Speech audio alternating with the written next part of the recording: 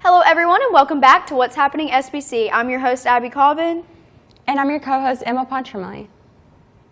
Looking for an exciting road trip to go on with the family? A road trip to Florida, Miami to Key West is sure to be an epic time. Driving along the overseas highway from Miami to Key West is one of the great American road adventures. Over 100 miles and 42 bridges connect 34 islands. The route takes you through a wonderland of mangrove trees, coral reefs, quaint islands, and historical sites. And you'll have the unique sensation of literally driving on the water as you cruise over the bridges with the Atlantic Ocean on one side and the Gulf of Mexico on the other. There are two things along the way that you definitely want to take pictures of. The famous mile markers with the 0 mile in the Key West and the signs warning of the gators. You are bound to see a few, especially near Miami where the road skirts the Everglades. The best time to go is between March and May. The temperatures are on average in the 70s and there is little risk of rain. Avoid the hurricane season starting in September. The Keys are more prone to being badly hit than Miami itself and sometimes have to be evacuated, turning the highway into a one-directional escape route to the mainland. How long you stay in Miami before embarking on your road trip to Key West depends on the time you have, but you should spend at least one day and one night to enjoy the relaxed, colorful lifestyle in an American city where Spanish is the most spoken language. Many visitors who come to Miami for the first time think South Beach because they are not aware that the biggest treasures are actually located downtown. For one, the Miami River, a busy waterway from the Everglades, empties into Biscayne Bay and can be enjoyed with a river cruise if you have extra time. Once you have your fill of Miami, it's time to embark on your road trip. The most popular stops along the way to Key West are the Key Largo and Marathon.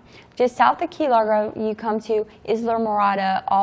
Although it's been known for water, sports, and incredible ocean life, Isla Morada gives you a chance to learn about history in the Florida Keys, History and Discovery Center, and the History of Diving Museum. Round out your stop with a stroll and your first taste of hogfish and key lime pie in the Morada Way Arts and Cultural District. The entire trip can be made in about 4 hours if you drive nonstop. To experience the very best of South Florida nature, culture, and lifestyle, take the local laid-back attitude and make the trip with plenty of time and stops. That way, you'll have the adventure of a lifetime.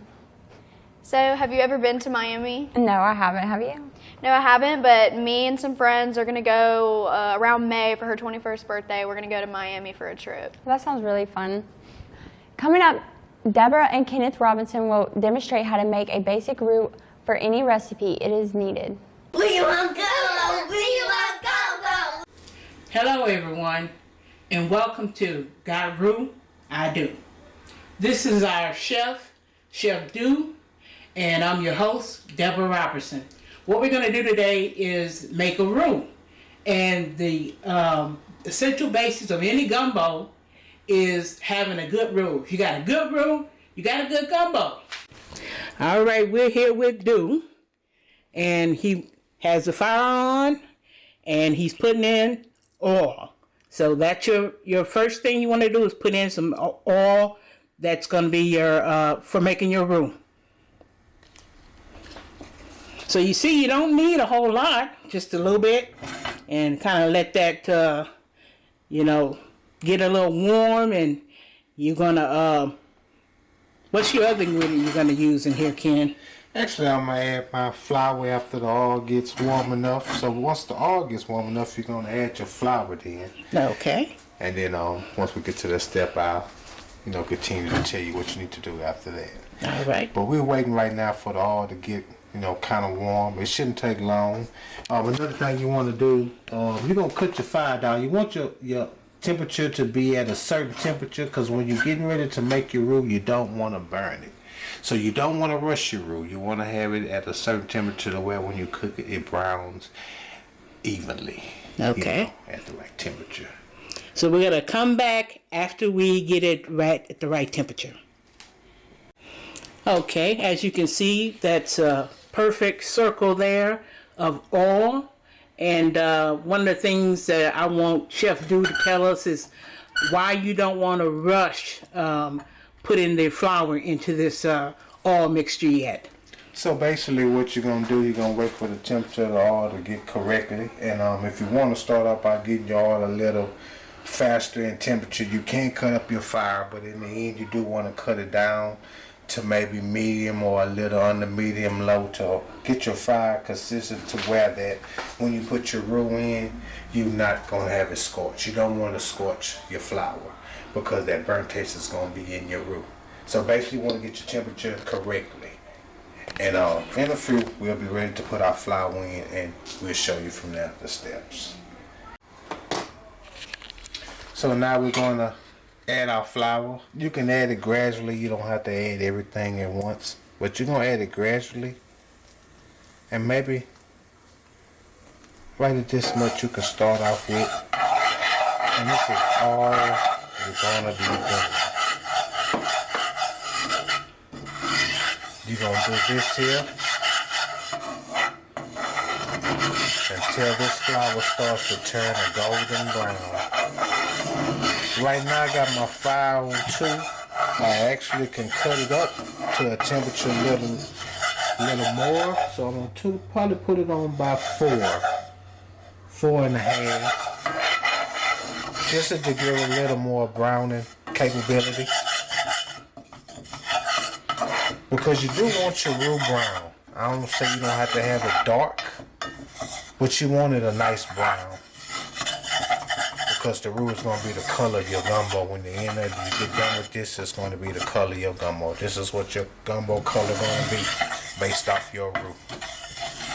So like I say, you can just continue to do this here. And this is one of the reasons why I got a spoon with holes in it, because sometimes you might want to mash it. As it goes through, it kind of helps. But this is all you're doing.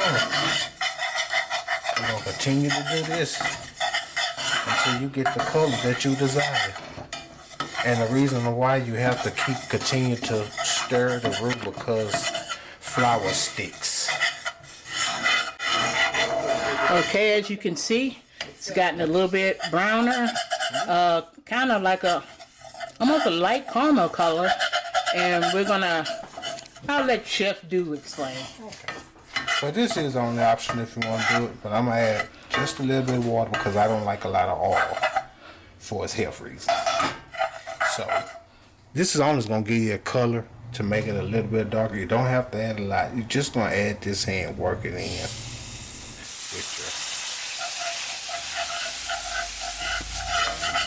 your... Now the fire is off now. This is almost to maintain it in the clumpiness.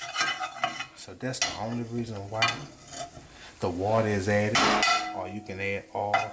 But that right there is where you can easily drop it in your water, pick it up when you get ready to use it. And as you see, that's how it is. Alright, so as we see, we have a roux here that you can actually keep in a jar, and you can just make sure it's airtight. But there you have it, folks. And Chef Do. One other thing I want you to do, when you store this in a jar, you can add water to it. Okay. You know, and you can shake it up to where it's already loose, where you don't have to have the clumps in there, because it will loosen up in water. Now the only thing, when you add water to your jar, add warm water. It will loosen that way better. That way you won't have to have it clumped up, and you can store it, shake it up and just store it in your refrigerator or whatever you like to put it in. But that's pretty much it when you want to make your roux. This is it. Welcome back to What's Happening SBC. In Shreveport, Louisiana, there are many hidden gems a lot of people may not know about. Do-it-yourself glass blowing in Shreveport is a fun art studio for people to create amazing pieces of art. Glass blowing has been around for over 2,000 years. Historians believe that it started in the Middle East. In March 2019, glass blowing came to the Arklatex, in a place where you might not expect. Inside Red River Brewing Company, next to the stainless steel brewing vessels, sits Sanctuary Glass Studio. One might think that having a 2100-degree furnace next to beer and beer-making equipment might be dangerous, but the professionals at the Sanctuary at Glass Studio know what they are doing, and everything is done with safety in mind. You can sit and watch the artists manipulate liquid glass into stunning pieces, or take classes and learn glass blowing. Co-founders and owners Michelle Pennington and Eric Hess discovered that no glass works existed between Dallas and New Orleans. They decided to open a studio where you can learn glass blowing and create your own masterpieces. Through their meetings with the Shreveport Regional Arts Council, they met glass lovers that own Red River Brewing Company.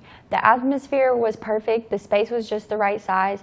It's been a great fit to start up in the brewery. Eventually, Sanctuary Glass Studios will move into their own space downtown.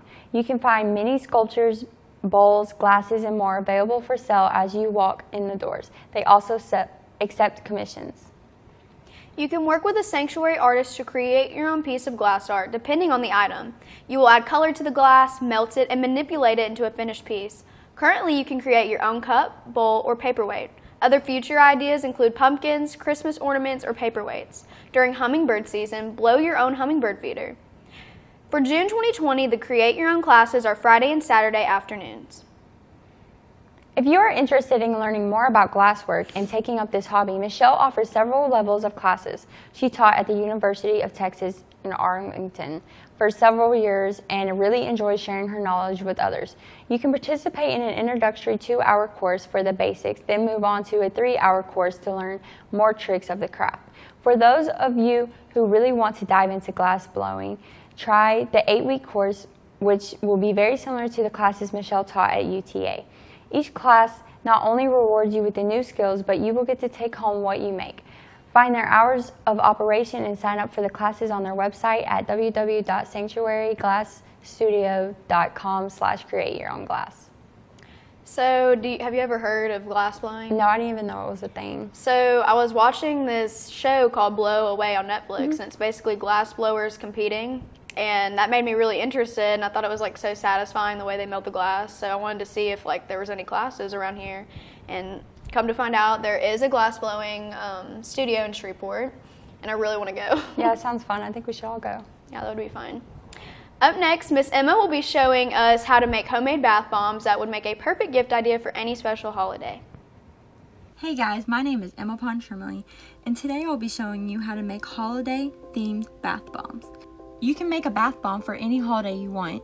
You just change the mold that you make the bath bomb out of. Today, I chose a heart for Valentine's Day. What you'll need is mixing bowls, measuring cups,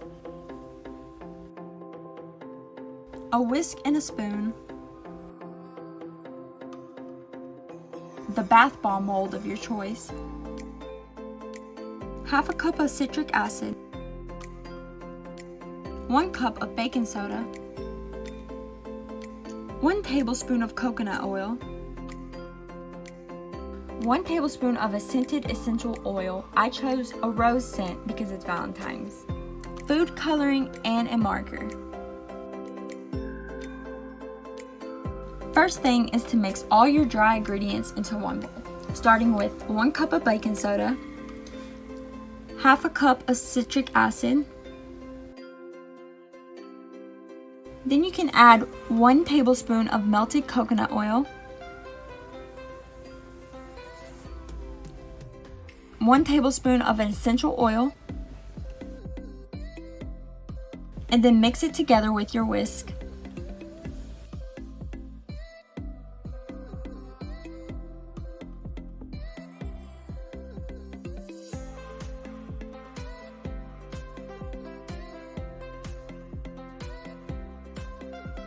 This is optional, but I wanted 4 different colored bath bombs, so I divided the mixture into 4 different bowls.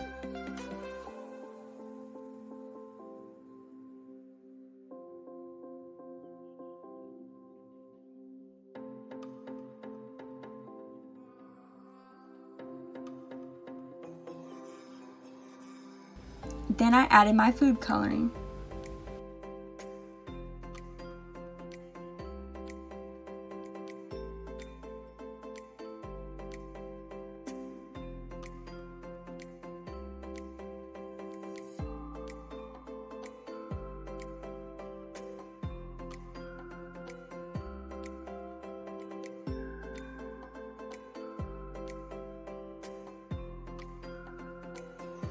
Now I put my bath bomb mixture into the mold. I used a spoon to make this easier.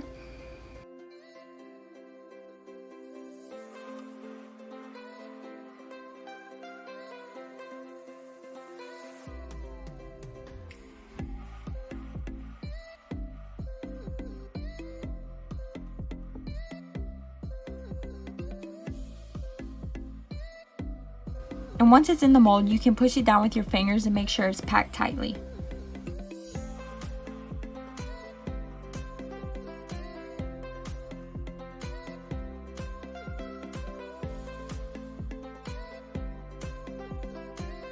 Then I put the mold with the mixture inside of it on a plate and pat it till it comes out.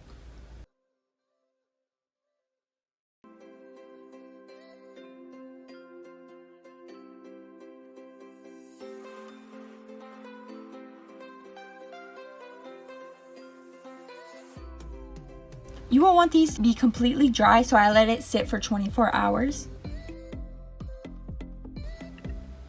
And I wanted my bath bombs to look like conversation hearts, so I took my marker and wrote cute little Valentine sayings to make them look like the conversation hearts. You can use the same bath bomb recipe for any holiday, just change your mold. Like for Christmas, you can do a Christmas tree mold, and then can make great gifts to pass out for the holidays or just as cute things for yourself. So how hard were those bath bombs to make? The bath bombs were really easy to make. There was a lot of steps, but they were really simple and anyone could do it. Well, now I want to make my own bath bombs because those were so adorable. Yes, and they make a perfect gift for anybody. Well, I'm Abby Colvin. And I'm Emma Pond Trimley. We'll see you next time on What's Happening SBC.